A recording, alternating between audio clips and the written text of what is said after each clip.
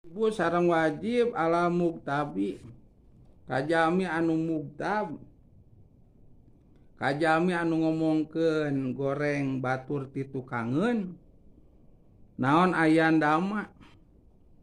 ye keneh numutkeun baris dina kitabnya yen sedih ye muktab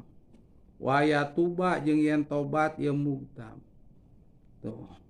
tapi keun jalma anu tukang ngomongkeun kagorengan batur di tukangeunana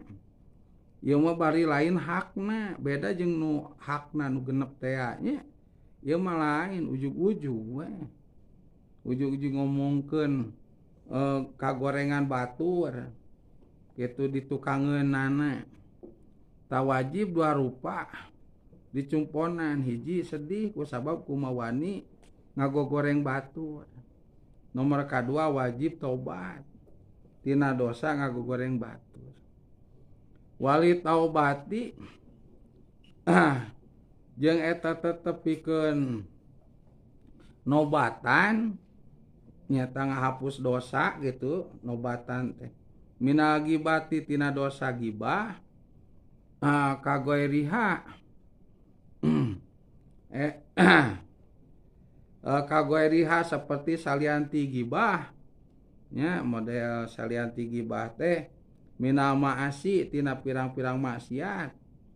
alati tegasna maksiat bainal abdi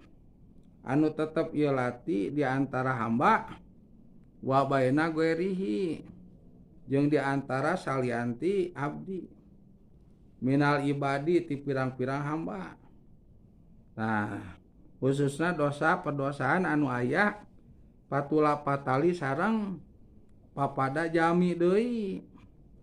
itu pernah urang teh maling naon gitunya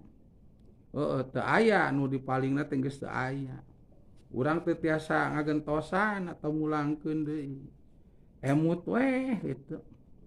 kana padamelan eta teh atawa urang teh eudeup digentosan da urangna gaduh tapi jamina teh tos maot misalkan teu ninggalkeun kulawarga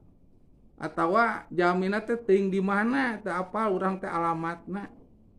teu puguh kitu cicingna teh ieu teh lamun deuk digentosan ka saha kitu miasikeunana